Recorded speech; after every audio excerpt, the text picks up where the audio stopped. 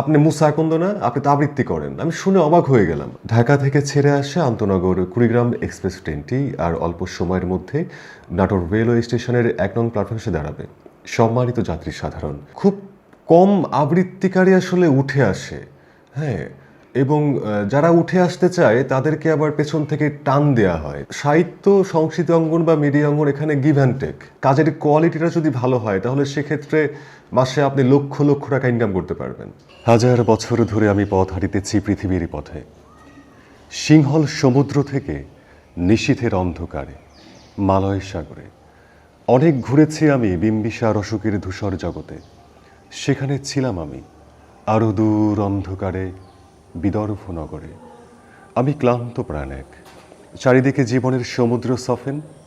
আমারে দুদণ্ড শান্তি দিয়েছে নাটোরের বনলতা সেন।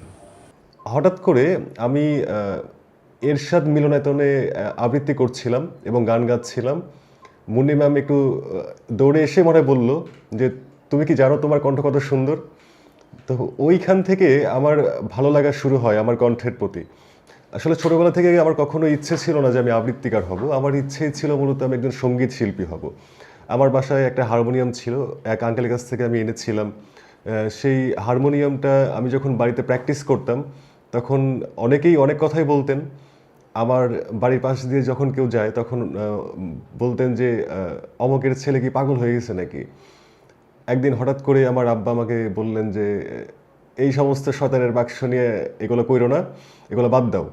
তো যেহেতু আব্বা বাদ্যযন্ত্রটা পছন্দ করছে না, তো আমি অনেক ভেবেচিন্তেই সিদ্ধান্ত নিলাম যে আমি আবৃত্তিটা নিয়মিত করব। ২০১৯ সালে আমার রেজাল্ট বের হয়, উচ্চ মাধ্যমিকে আমার রেজাল্ট আসলো। তখন আমি একদমই ভালোভাবেই কাজ করছি বলা যায় যে সাংবাদিকতায়। হঠাৎ করে পরিচয় হয়ে যায় আমার নাজির নাহার আপুর সাথে। ২০২০ সালে কথা বলছি। ২০ সালে নাজাপুর একটা কবিতা, লাইনটা ছিল এরকম: প্রত্যহ রাতে তোমার ভালোবাসা আমার তৃষ্ণার প্লেটে তুলে নিয়ে ৫ আঙুলে আমি দুঃখ মাখি। এরকম লাইন। তো সেই কবিতাটা আবৃত্তি করার পরে নাজাপুকে দিলাম। তিনি ফেসবুকে আপলোড করলেন। মানে অনলাইনে এতটাই সাড়া ফেললেন যে মানে আমি রাতারাতি আমাকে যারা সাংবাদিক হিসেবে যারা চিনতো তারা আমাকে এখন আবৃত্তিকার বলে চেনে জানে। অনেক দিন থেকেই আমার একটা পাহাড় কেনার শখ, কিন্তু পাহাড় কে বিক্রি করে আমি জানি না। যদি তার দেখা পেতাম দামের জন্য আটকাতো না। আমার নিজস্ব একটা নদী আছে, সেটা দিয়ে দিতাম পাহাড়টার বদলে। কে না জানে পাহাড়ের চেয়ে নদীর দামই বেশি। পাহাড় স্থানও, নদী বহমান, তবু আমি নদীর বদলে পাহাড়টাই কিনতাম, কারণ আমি ঠকতে চাই। এরপরে ঢাকাতে গেলাম। আমার খুব শখ হলো আমি টেলিভিশনে ডাবিং করব। তো এক ভাইয়ের মাধ্যমে আমি ঢাকাতে গিয়ে ডাবিং করলাম। এরপরে অনেক টিভিসি, ওভিসিতে আমার কাজ করার সুযোগ হয়েছে। আর আবৃত্তি তো একদম নিয়মিত করছি। এখন আবৃত্তি আমার পেশা হয়ে গেছে। ২১ সালে কাজ করলাম ডাবিংয়ে। আমি তামিল সিনেমাতেও ভয়েস দিয়েছি এবং সিরিজে ভয়েস দিয়েছি। তো সব কিছু মিলিয়ে আমি আসলে চাওয়ার চাইতে বেশি পেয়েছি বলা যায়। আমি এবং আরিফুল হক সরকার ভাই রিকশায় করে যাচ্ছি। তো টিএসসিতে নামার আগেই রিকশাওয়ালা বলছে যে, আপনার মুখোশটা একটু খোলেন। তো আমি বললাম যে, কেন? বলছে, আমি আপনাকে চিনি। আপনি মুসা আকন্দ না, আপনি তো আবৃত্তি করেন। আমি শুনে অবাক হয়ে গেলাম। আমার মুখে মাস্ক ছিল।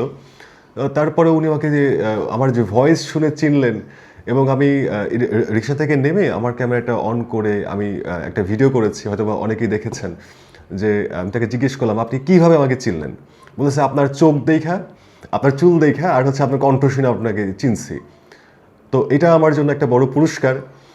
অনেক দিন আগে আর কি আমার বন্ধু চাকরি করে, শাহিন। ও একদিন হচ্ছে আমাকে বলেছিল যে, বন্ধু তুমি একটা আমাকে রেকর্ড করে দাও, আমাদের নাটোরে বাজাবো। তো আমি রেকর্ড করে দিয়েছিলাম। ওটা হয়তো বা বাজিয়েছিল আমি জানি না।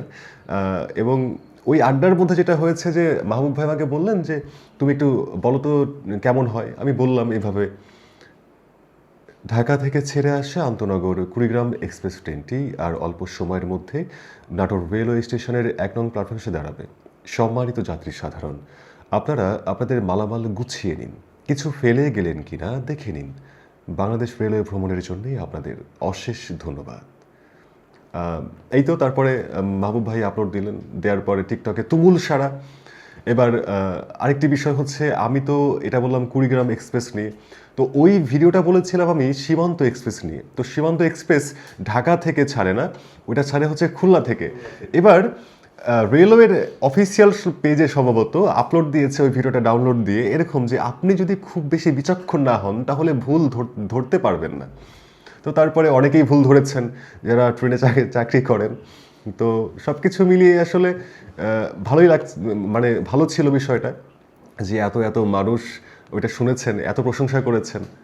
আমন্ত্রণ পেলাম পাবনার সাথিয়াতে আবৃত্তি করতে হবে ঢাকা থেকে, আমি এবং আলম বাঙালি ভাই গেলাম। তো সেই অনুষ্ঠানে আবৃত্তি করে নিচে নেমেছি, মঞ্চের নিচে। আমার ওয়াইফ যিনি এখন যিনি আছেন, তিনি আসলেন অটোগ্রাফ নিতে।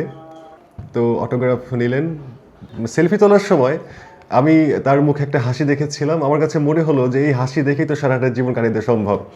তো এরপরে পারিবারিকভাবেই আগানোর চেষ্টা করলাম এবং বিয়েও করলাম, এবং আমি এখন এক পুত্র সন্তানের বাবা। সব কিছু মিলিয়ে ভালো আছি। আর আমি ইতোমধ্যে একটা আবৃত্তি স্কুল করেছি অনলাইনে, শব্দচিত্র আবৃত্তি স্কুল নামে, যেটির কার্যক্রম এখন চলছে। আমার আবৃত্তিটা একটা বিষয়, আবৃত্তি শোনে একটা শ্রেণী, আবৃত্তি যে সকল শ্রেণীর শোনে এরকম নয়। সাহিত্য, সংস্কৃতি অঙ্গন বা মিডিয়া অঙ্গন, এখানে গিভ অ্যান্ড টেক।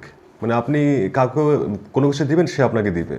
আপনি আপনার কাছ থেকে নেওয়া শেষ হবে, ওই মানুষটা ভুলে যাবে আপনাকে। মানে খুব কম মানুষই রয়েছেন যারা মনে রাখে, খুব কম আবৃত্তিকারী আসলে উঠে আসে। হ্যাঁ, এবং যারা উঠে আসতে চায় তাদেরকে আবার পেছন থেকে টান দেয়া হয়, তাদেরকে নামানোর জন্য আপ্রাণ চেষ্টা করে একটা মহল। এখন এই সময়টাতে আমি বলবো যে যারা আসলে আবৃত্তি নিয়ে কাজ করতে চায় তারা যেন হচ্ছে মানে অনলাইনে অ্যাক্টিভ থাকে বেশি। কাজের কোয়ালিটিটা যদি ভালো হয় তাহলে সেক্ষেত্রে মাসে আপনি লক্ষ লক্ষ টাকা ইনকাম করতে পারবেন। মানে এই কাজটা করে আসলে সংসার চালানো যায়। কিন্তু একটা বিষয় যে প্রত্যেক মাসে যে একই রকমভাবে কাজ হয়, কাজ করা যায়, বিষয়টা কিন্তু এরকম নয়। এমন এমন হয় যে মাসে 2 লক্ষ টাকা ইনকাম করলাম, আবার দেখা যায় যে পরের মাসে 2,000 টাকাও ইনকাম করতে পারছি না।